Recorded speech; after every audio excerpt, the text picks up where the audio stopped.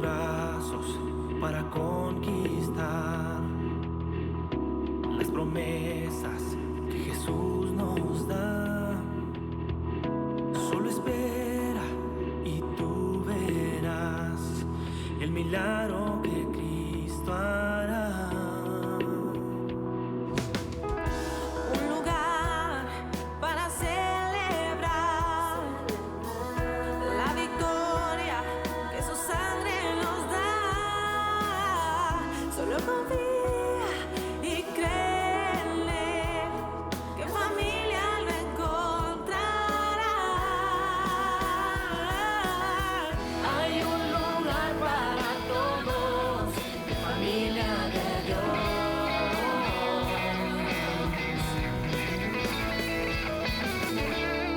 Mi familia de Dios.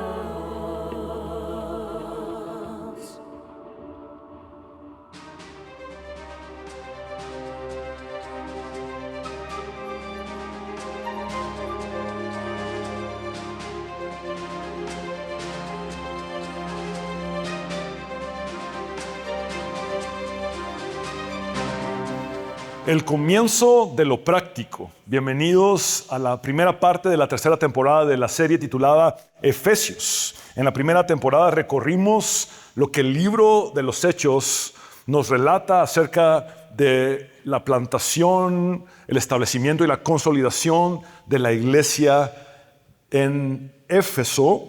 Y vimos que Éfeso era un centro religioso, comercial y espiritual del Imperio Romano, donde el evangelio irrumpió con poder, desafiando no solo a los sistemas religiosos, sino a los sistemas económicos vinculados con la idolatría. Y también el evangelio permeó de una forma que trastornó la cultura reinante en Éfeso. En la segunda temporada nos adentramos en los primeros 3 capítulos de la carta de Pablo a los Efesios. Esa es la que denominamos la parte teológica de la carta, donde Pablo despliega con asombrosa profundidad la riqueza de la gracia de Dios, la elección en Cristo antes de la fundación del mundo, la reconciliación entre judíos y gentiles haciendo un solo cuerpo, una sola iglesia, y el misterio del evangelio revelado a las naciones. Ahora, en esta tercera temporada abordaremos la parte práctica de la carta de Pablo a los Efesios. Me refiero a los capítulos del 4 al 6. Pero observen algo crucial. Pablo no pasa de lo teológico a lo práctico como si fueran dos mundos separados. No dice, ahora que ya les expliqué lo teológico, ahora sí hablemos de la conducta de ustedes. No, él introduce la exhortación práctica desde su propia realidad de sufrimiento. Y esto es algo que debemos tener muy presente. Este no es un detalle casual de la carta, es el fundamento de toda la ética cristiana en Efesios. La vida práctica de la iglesia no se construye sobre principios abstractos, sino sobre la comunión con Cristo en medio del sufrimiento real. El mismo autor de la carta está en la prisión. Y por eso hoy no hablaremos necesariamente de cómo superar el dolor, ni de cómo salir de la prisión. Hablaremos de cómo encontrar sentido en el sufrimiento cuando uno está en Cristo. Porque eso es lo que Pablo hace. No niega su prisión, no niega su realidad, pero la redefine desde su unión con Cristo. Por eso el título de este mensaje es Hallando sentido en el sufrimiento. Hallando sentido en el sufrimiento. Y vamos a leer el primer versículo de la sección práctica del capítulo 4, donde Pablo dice, yo pues preso en el Señor, os ruego que andéis como es digno de la vocación con que fuisteis llamados. Y debo hacer una pausa acá para explicarles cuál ha sido el trato del Señor conmigo para realizar esta prédica, porque creo que es correcto hacerlo. La semana que ha transcurrido, la semana anterior, estuve muy inmerso en el ámbito teológico, académico y ministerial. Estuve sirviendo al Señor en el Seminario Bíblico Guatemalteco. Es un seminario con más de 100 años de historia, establecido en Chimaltenango. Y fui invitado a ser expositor de 4 talleres. Allí participó el doctor Miguel Núñez como conferencista y estuvimos compartiendo y teniendo varias sobremesas que fueron de mucha edificación y crecimiento. Y como sabía que tenía una semana bastante atareada sirviendo al Señor y a mis hermanos, entonces, según yo, tenía listo el sermón para hoy y tenía 12 páginas terminadas. Y cuando me senté a repasar mis notas anoche, y según yo iba a venir a predicarles los primeros 3 versículos, el Señor me detiene y me dice, no son 3 versículos, son las primeras 6 palabras del primer versículo.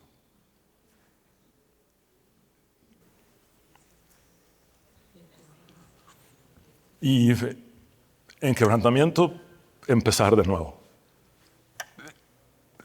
Generalmente una predicación me toma alrededor de 30 horas de estudio. Y esto fue anoche. Y yo, Señor, ¿cómo voy a lograr predicar a mis hermanos? Y el Señor me fue guiando. Y por eso creo que hay algo que el Señor quiere hablar. Y mientras menos interferencia haya entre mi persona y el texto bíblico y ustedes como audiencia, es mejor. Porque no estoy aquí para hablar de mí mismo, estoy para hablar de mi Señor. Y por eso quiero que nos enfoquemos en estas primeras 6 palabras. Yo, pues, preso en el Señor. Yo, pues, preso en el Señor. Y ese es el punto número 1, la realidad del dolor cristiano. La realidad del dolor cristiano. Efesios es una de las 4 cartas que Pablo escribió desde la prisión, junto con Filipenses, Colosenses y también Filemón. Y las conocemos como las cartas desde la prisión, algunos les llaman las cartas desde la cautividad, pero hay un matiz sorprendente en cómo Pablo se describe a sí mismo en esta carta. Al inicio del capítulo 3, versículo 1, es decir, un capítulo antes de que inicie la sección práctica, él habla de sí mismo de esta manera: yo, Pablo, prisionero de Cristo Jesús. Por favor, repitan conmigo lo que está subrayado: prisionero de Cristo Jesús. Muy bien.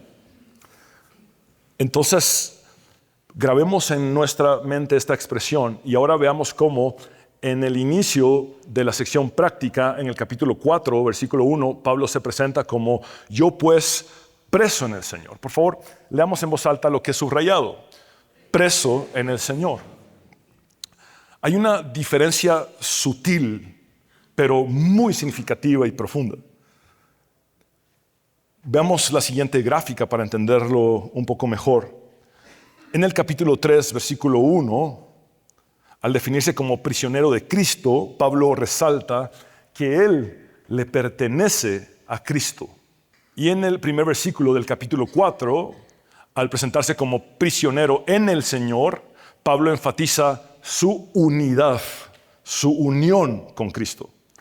Esta no es una variación casual del lenguaje, es una progresión teológica intencional dentro de la sección práctica. Cuando Pablo dice que es prisionero de Cristo, está afirmando una relación de propiedad. Está diciendo, le pertenezco a Cristo, Él es mi Señor, incluso mi prisión está bajo su autoridad.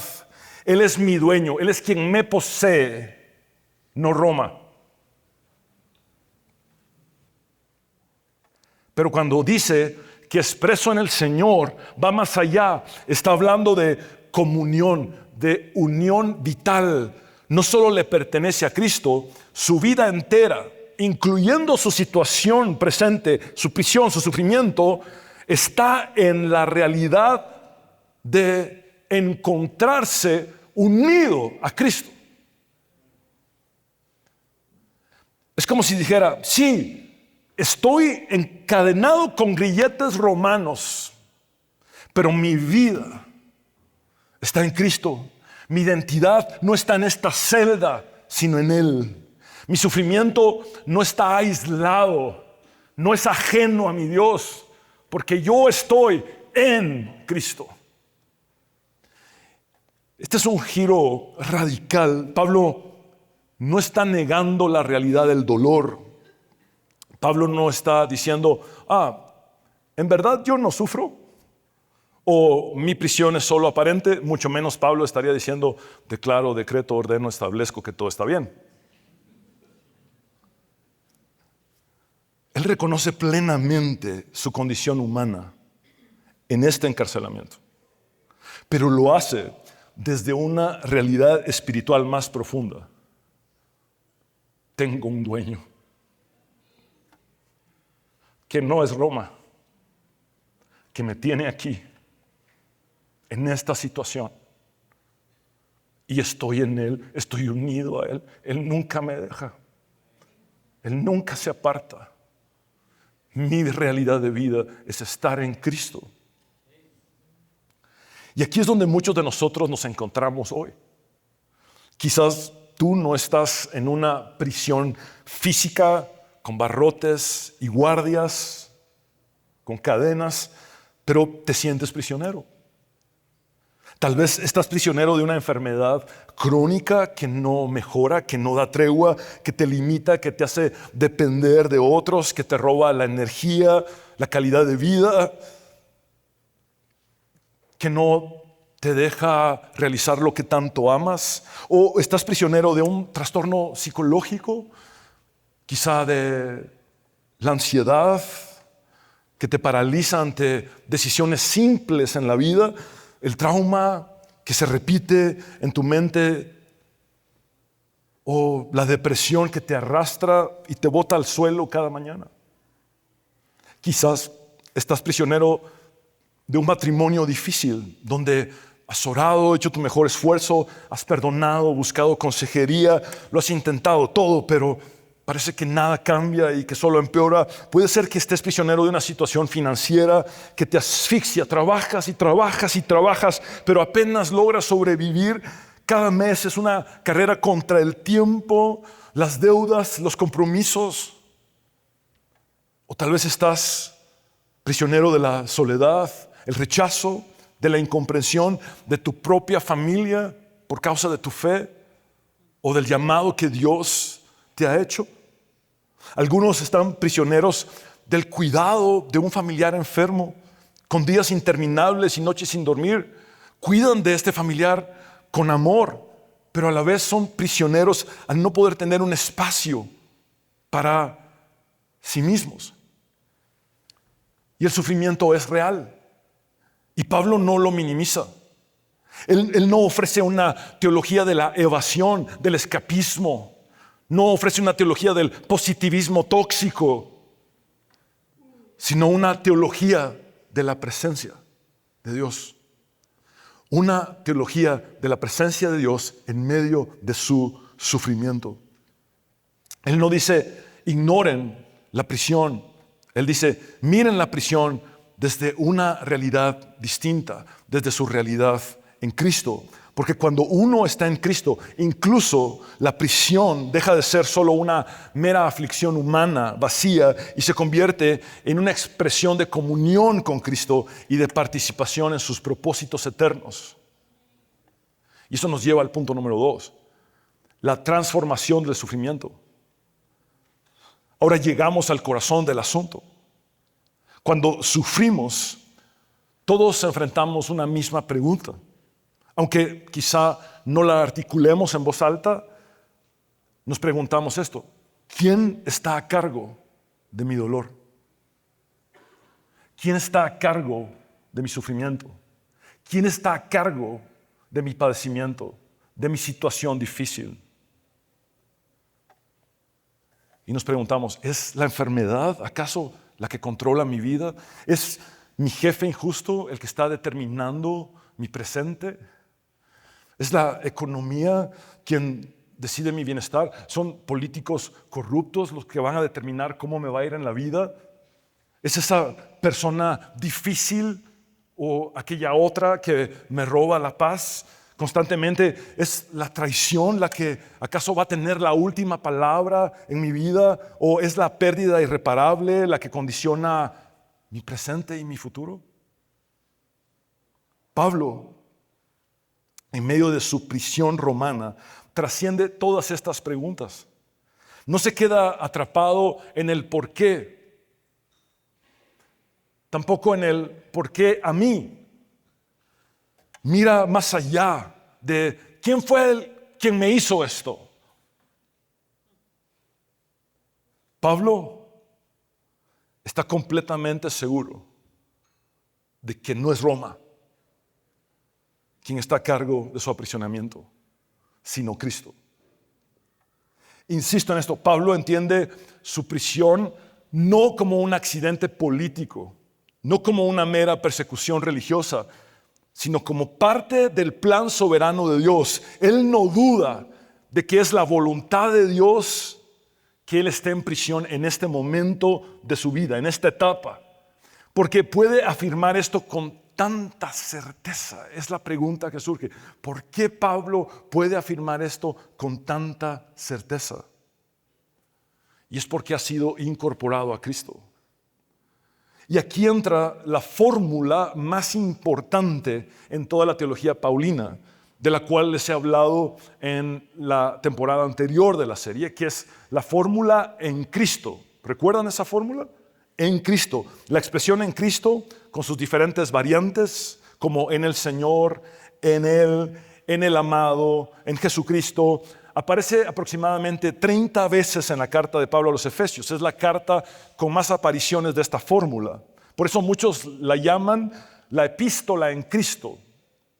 No es una frase decorativa, es la clave hermenéutica, es decir, es la clave interpretativa de toda la carta, pero además de toda la teología paulina por extensión.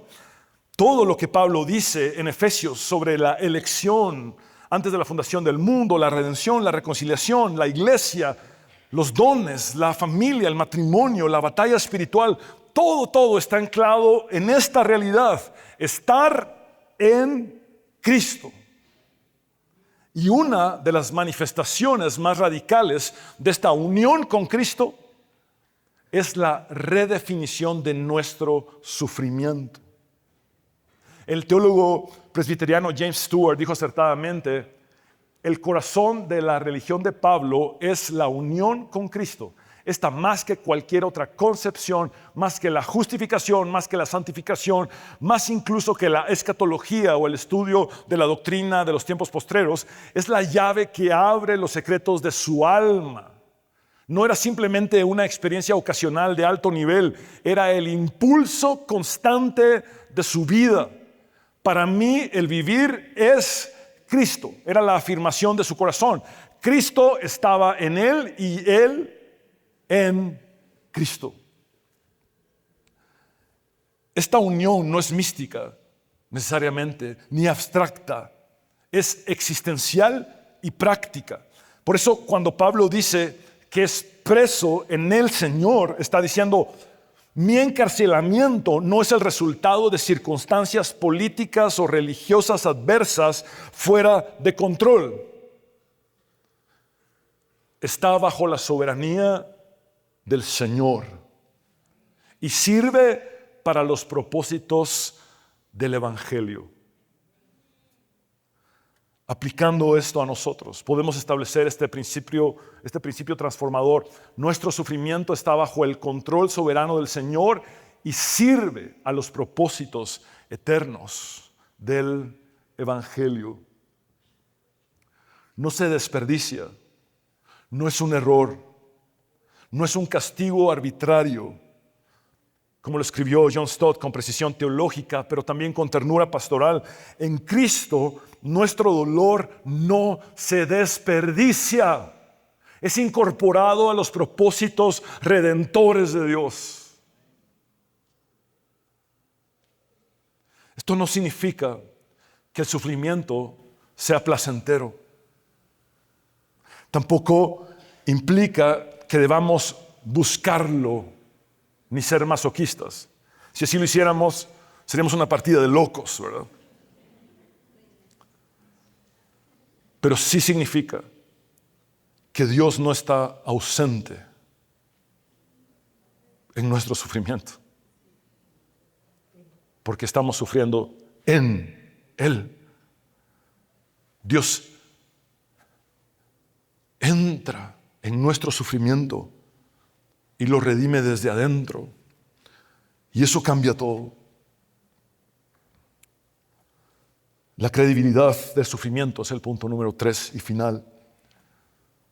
La credibilidad que surge, que emerge desde el sufrimiento. Ahora consideremos por qué Pablo comienza así su exhortación práctica. ¿Por qué no dice simplemente de una vez la instrucción? Anden como es digno de su vocación. Él tiene que decir una vez más que es un prisionero. Ahora, tratemos de poner toda la atención en esto. Pablo necesitaba, antes de rogarles a sus hermanos que anduvieran como es digno de su vocación, recordarles que él era un prisionero en el Señor, porque eso le daba la autoridad moral para llamar a otros a vivir dignamente. Pablo está diciendo básicamente, mi autoridad moral no proviene solo de mi conocimiento teológico, ni de una posición apostólica o de un rol en la iglesia,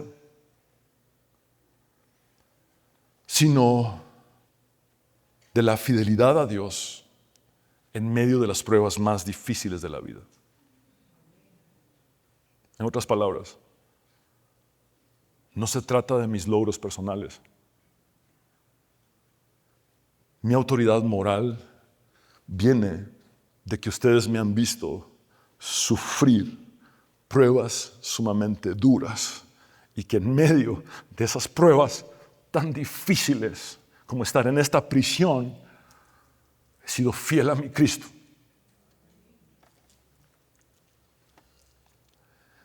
El que llama a andar a otros dignamente es Él mismo un ejemplo viviente de dignidad en medio de la indignidad de la prisión. Sus cadenas en el Señor no son obstáculos para su ministerio, son credenciales para el Evangelio.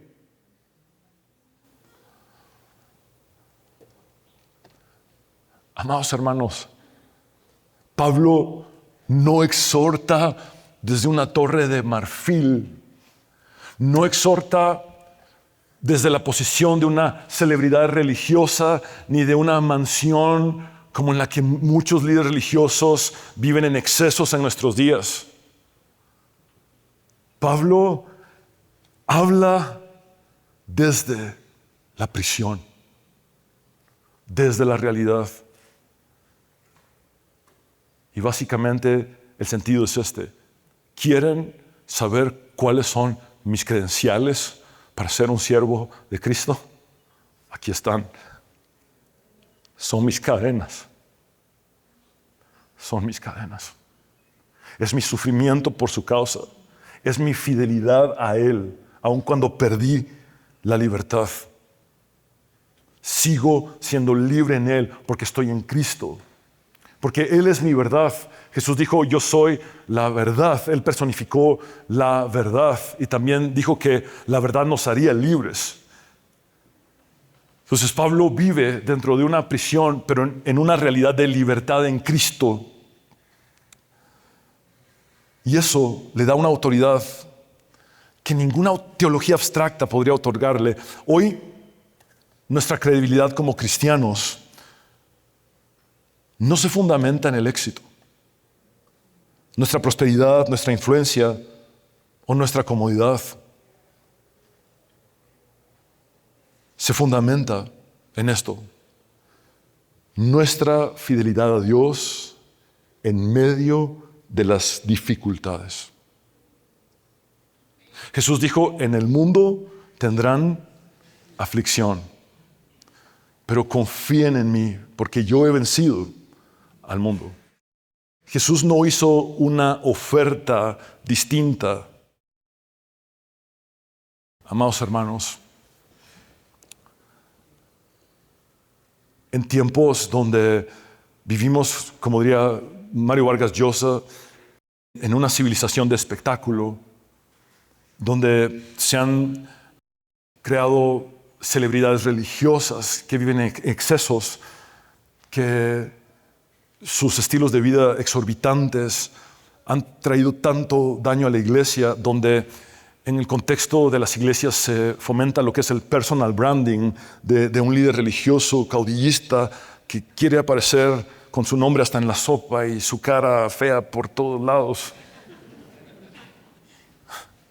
En serio, no hay nada que me reviente más que el personal branding o la creación de una marca personal cuando se trata de ser simples siervos del Señor, que prediquemos su palabra y nada más.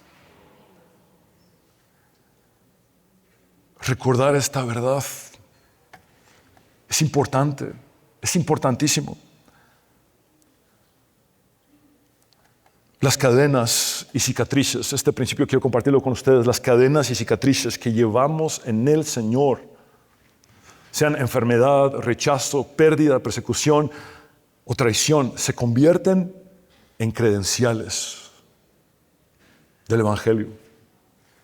Porque el mundo no necesita más teorías sobre Dios, sino que necesita ver cómo Dios sostiene a sus hijos en medio del fuego. Y cómo sus hijos que están en medio del fuego responden con fidelidad incondicional a Dios. Como Sadrach, Mesach y Abednego, que dijeron, sí, pueden meternos al horno de fuego. Claro que lo puede hacer. Y nuestro Dios puede salvarnos de ese horno de fuego. Claro que lo puede hacer. Pero aun si nuestro Dios no nos salvara, no nos librara de ese horno de fuego y permitiera que muriéramos quemados allí, no adoraremos a nadie más que al único Dios verdadero. Esa es la credibilidad que la iglesia ha perdido y que necesita recuperar. La credibilidad de decir, estas son mis credenciales, que en el fuego de la prueba sigo fiel a mi Dios, sigo creyendo en Él, sigo amándolo, sirviéndolo. El mundo necesita ver cómo Dios sostiene a sus hijos en medio de la tempestad de la aflicción. Y un ejemplo contemporáneo de esto lo encontramos en el pastor chino Wang Yi, encarcelado desde el 2018 hasta la fecha. Está en la prisión en este preciso momento que yo estoy predicando en libertad desde este púlpito. Él está en la cárcel en China y va a seguir ahí por muchos años probablemente. Desde la prisión ha escrito cartas que han conmovido a la iglesia global y especialmente han inspirado a la iglesia china. ¿Saben ustedes que la iglesia china es una de las más crecientes del mundo? Y la oferta no es ven a Cristo y hazte el millonario de moda. La oferta es ven a Cristo y sé perseguido con nosotros. Mira cómo Wang Yi sigue ahí hablando de Dios. Mira cómo Wang Yi sigue diciendo frases como estas. No tengo miedo porque Cristo ya venció al mundo. Eso es lo que Wang Yi dice desde la prisión. También dice, si estoy en prisión es porque he amado a Cristo más que mi libertad. También dijo, sé que el sufrimiento es la corona con la cual Cristo honra a sus más fieles siervos. Y la vida entera de Wang Yi refleja esto. ¿Y saben qué está pasando? Hay más convertidos y más convertidos, porque no hay manipulación para presentar un falso evangelio mediático de celebridades, de charlatanes religiosos con ofrecimientos absurdos que nada tienen que ver con Cristo. Allí se ofrece el evangelio, que es ven, sé perseguido con nosotros. Mira mis credenciales, son mis cadenas, los sigo amando igual. Y aún más, en medio de la prueba, sigo buscándolo, siéndole fiel, porque Él es mi dueño, le pertenezco y estoy en Él. Él es mi realidad de vida. La autoridad de Wang Yi para llamar a la iglesia china a la fidelidad y al evangelismo fluye desde sus propias cadenas, no de su libertad, de sus cadenas. Y eso es lo que Pablo modela exactamente en Efesios capítulo 4, versículo 1. Yo, pues, preso en el Señor. Esta es la conclusión de este mensaje. Y esa manera de pregunta, ¿desde qué posición vivimos y hablamos? ¿Desde qué posición vivimos y hablamos? ¿Quién es nuestro dueño? ¿En quién estamos? Pablo no exhorta a los efesios a vivir dignamente a pesar de su prisión, sino desde su prisión.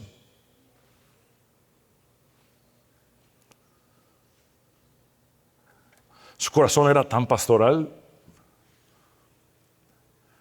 que Pablo hablaba muy poco de sí mismo. En la cárcel, en la prisión, en lugar de quejarse, trataba de fortalecer a la iglesia, edificar a la iglesia, porque él sabía que el poder del Señor se perfeccionaba en su debilidad. Ese aguijón que Dios había permitido en su vida era esto, literalmente, un freno para su soberbia, un freno para su arrogancia. Y Pablo conocía muy bien lo que era no tener que hablar de sí mismo, sino poner toda su mirada y todo su enfoque en Cristo Jesús. Pablo no ve el sufrimiento como un impedimento para el ministerio, sino como el contexto en el que el evangelio se hace más visible. Y hoy la misma pregunta nos interpela a todos, sin excepción. ¿Qué cadenas estás llevando en el Señor? ¿De qué clase o de qué tipo es tu prisión?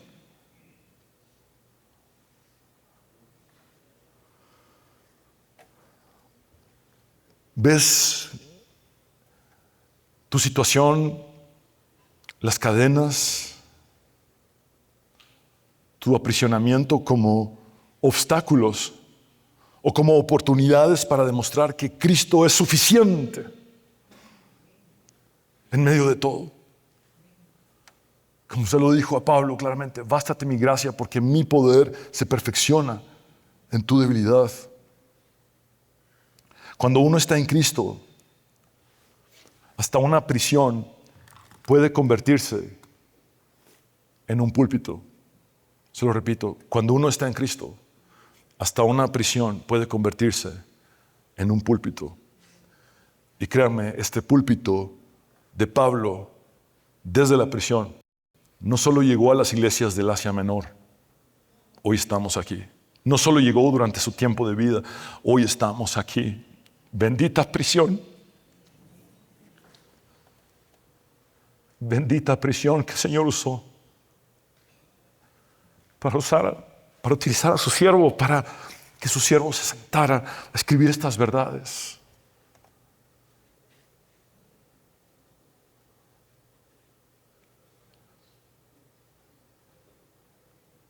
El dolor se convierte en testimonio.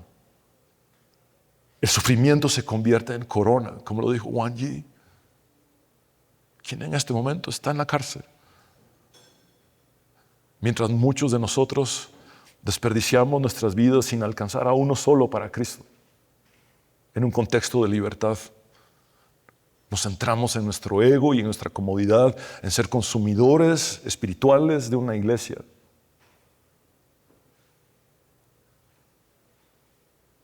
No siendo discípulos de Jesús.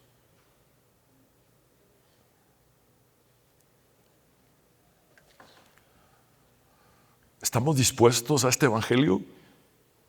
¿A este verdadero evangelio? ¿Estamos dispuestos a vivir sus consecuencias, su realidad? ¿Estamos dispuestos a perderlo todo por su causa? Si llegara la persecución, ¿qué harías? ¿Qué harías?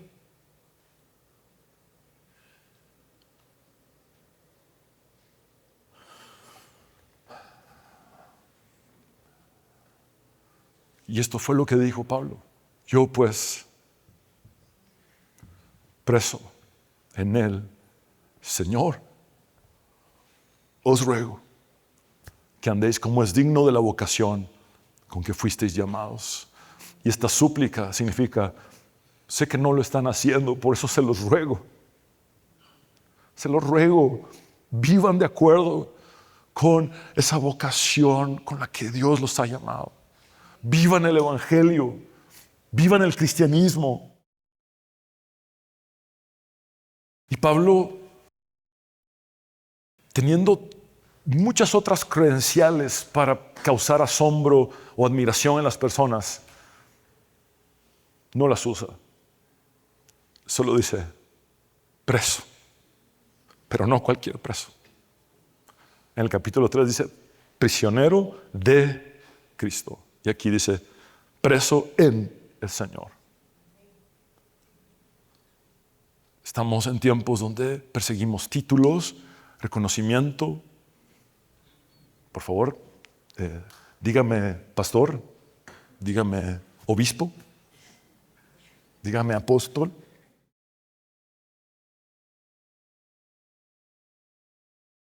Yo, Pablo, preso en el Señor, preso en el Señor. Aquí están mis credenciales. Por eso les puedo pedir, y a manera de ruego, que ustedes dejen de andar como están caminando en este momento, para andar como es digno de la vocación con que han sido llamados.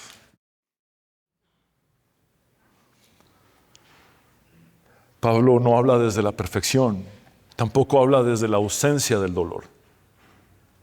Todos tenemos un dolor. Todos tenemos un dolor dentro de algo. Y que el Señor puede sanarnos, por supuesto que sí. Pero es importante entender que Pablo habla desde su comunión con Cristo en medio del sufrimiento extremo. Y eso, hermanos, es donde el evangelio, es allí donde el evangelio brilla más. Brilla más. El evangelio no brilla en medio de lujos y comodidades y excesos. Brilla más en nuestro quebrantamiento, en nuestro dolor, en el sufrimiento. Cuando el mundo ve que en medio de todo decidimos seguir siendo fieles a Jesús. Si hoy te sientes prisionero, si hoy estás en una situación de alguna prueba difícil,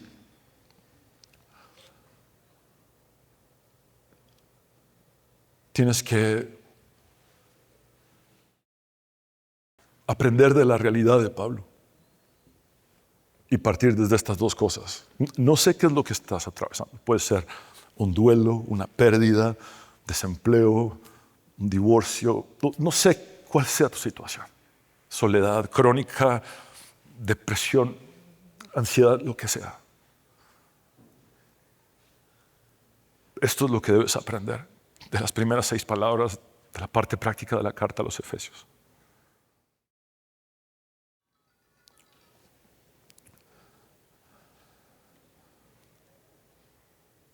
Cristo es mi dueño. Le pertenezco. Soy suyo. Y si mi dueño permite este sufrimiento que está dentro de la órbita de su cuidado y de su control para mi vida, sé que algo bueno hará. Romanos 8:28. Porque los que amamos a Dios, todas las cosas, incluyendo la prisión en ese momento para Pablo, ayudan a bien. Y por otro lado, decir, Señor, yo estoy en ti. Era prácticamente como decir, mi realidad más grande no es estar en esta prisión, aunque es verdadera. Pero lo que más me define es en quién estoy. Estoy en Cristo. En medio de todo esto, estoy en Cristo. Él es mi dueño y estoy en Él. Y ¿saben? Decido serle fiel incondicionalmente. Y esas son las verdaderas credenciales de un verdadero hijo de Dios.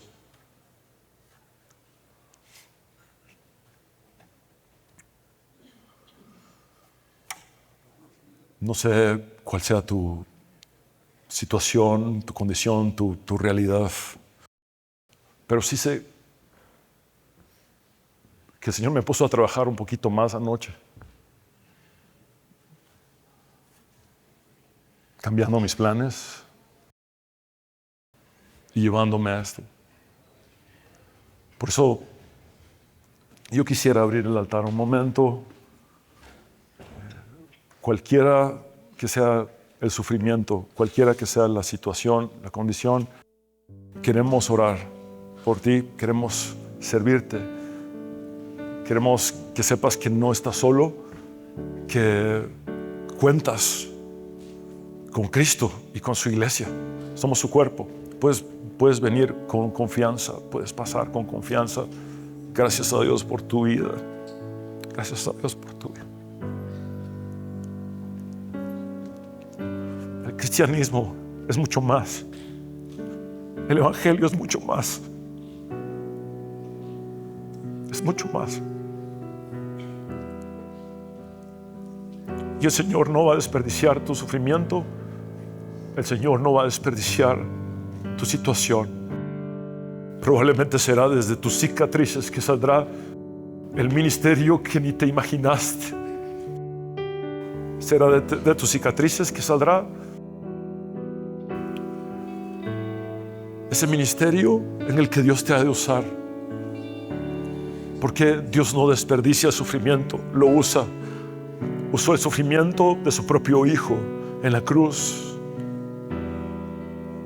para salvarnos, para limpiar nuestros pecados, para lavarnos de nuestra maldad. Usó el sufrimiento de Pablo en una prisión para darnos un recurso como la carta a los Efesios. Por eso, sea cual sea tu situación, estas dos verdades te definen. Cristo es mi dueño y estoy en Cristo. Cristo es mi dueño y yo estoy en Cristo. Le pertenezco a Cristo. Y Él es mi Señor, Él es mi vida, Él es mi realidad. Estoy en Él.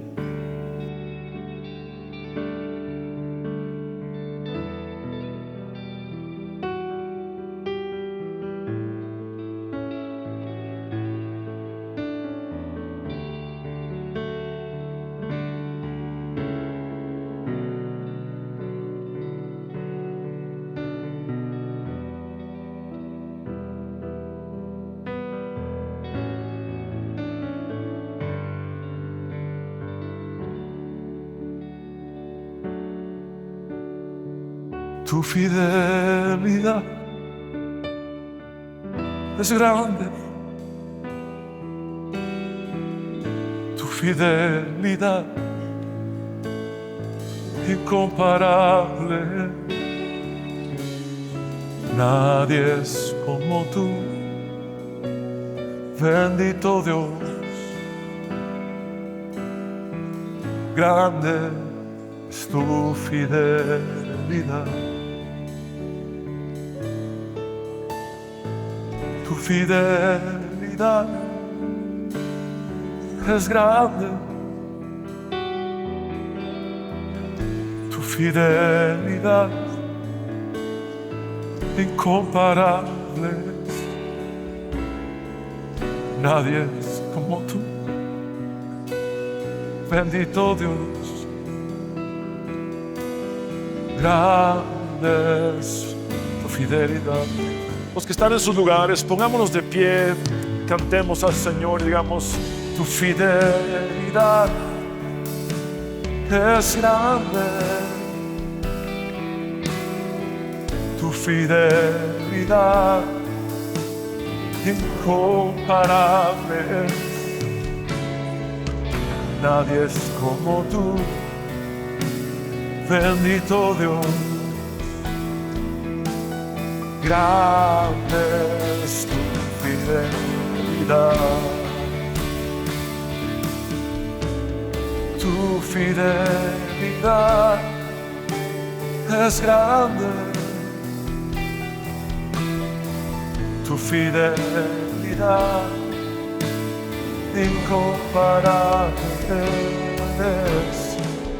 Nadie es como tú. Bendito Dios. Grande es tu fidelidad.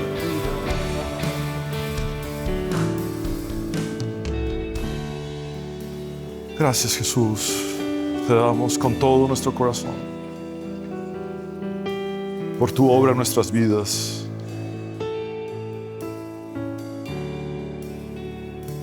Tú eres nuestro dueño. Tú eres nuestro Señor. Y nuestra vida está escondida con Cristo en Dios. Estamos en Cristo. Esa es nuestra realidad más plena. Esa es la realidad que más nos define. Estamos en Cristo. Gracias, Señor, por hablar a mis hermanos con tu palabra. Gracias, Señor, por tu obra en sus vidas. Sosténlos, Señor, y guíalos con tu Espíritu Santo. Te damos gloria por lo que haces y por lo que harás en ellos. En el nombre de Jesús. Quiero hablar contigo, hombre y mujer, que necesitas entregar tu vida a Jesús. Haz esta oración de fe conmigo y habla con Dios como nunca antes lo has hecho. Dile: Señor Jesús, sálvame. Reconozco que soy pecador, pero también sé que tú moriste en la cruz para perdonar mis pecados y limpiarme de toda mi maldad. Creo en tu resurrección, que has vencido a la muerte. Señor, hoy recibo el regalo de la vida eterna. Sé mi Señor y Salvador eternamente. Me entrego a ti, me rindo por completo a ti. Transfórmame, Jesús. Sé el Señor de mi vida. Es en tu nombre, Jesús, el único nombre bajo el cielo dado a los hombres en el cual podemos ser salvos, que hemos orado. Tu nombre, Jesús. A ti sea la gloria por los siglos de los siglos, Señor. Amén y amén. Abre tus brazos para conquistar las promesas que Jesús nos da.